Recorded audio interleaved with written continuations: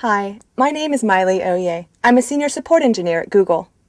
At Google, we work hard to make sure that when you use our search engine, you find what you're looking for. To improve our search results, as well as maintain security and prevent fraud, we remember some basic information about searches. Without this information, our search engine wouldn't work as well as it does, or be as secure. So what information does Google collect? Let's find out, starting with a simple search. So you type in a word, say cars. That search for cars is sent over the internet, routed to Google servers, where we look for results, and then send those results back over the internet to your computer. Cars is called a search query.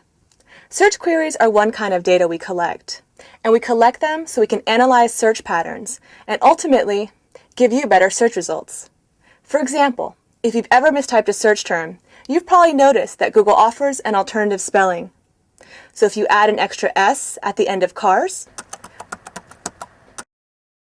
Google will ask, "Did you mean cars?" We're able to do that because we've studied search queries in our logs and found that when people type in CARSS, they often really mean CARS. A second piece of information we collect is your computer's address, what's technically called an IP address. An IP address is a bit like your phone number on the internet, and it looks something like this. When you send a search request to Google, it uses your IP address to ensure that the search results are returned to the right computer. But an IP address doesn't say who you are or exactly where you are. In fact, some providers give you a different IP address every time you surf the web. At best, all Google can tell about you from your IP address is your general location, say Denver, and maybe which provider you use to connect to the internet. Only your provider can directly match you with your IP address. This makes sense, because much like a telephone company, they're the ones you have an account with, and they're also the ones who gave you the IP address. Now let's talk about cookies, a third piece of information Google collects. A cookie is a very small file which gets stored on your computer. All search engines and most websites use cookies. Why?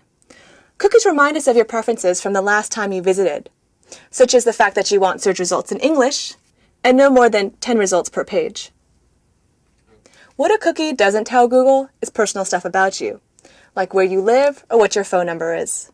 In fact, a cookie doesn't even tell Google whether it's actually you visiting Google or someone else, say your roommate, spouse, or kids, who's using the same computer. So that's what we collect.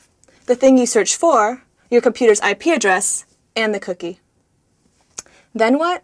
Well, in the same way that a store keeps a receipt of your purchases, Google keeps a type of receipt of your visit called a log. Here's what a typical log of your visit looks like.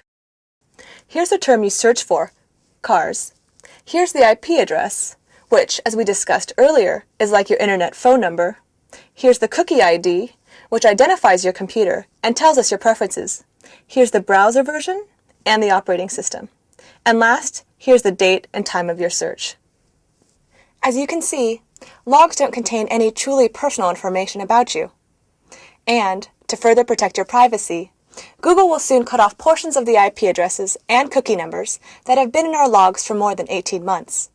It's similar to how credit card receipts replace portions of your card number with hash marks to add an extra layer of privacy protection. Here's what an IP address will look like in our files after 18 months. And here's what a cookie will look like. Google is the first major search engine to do this. So I hope this gives you a better idea of the information Google collects when you use our search engine, and how this improves your overall search experience. To learn more, visit our Privacy Center at google.com/privacy.html. Thanks for watching, and thanks for searching on Google.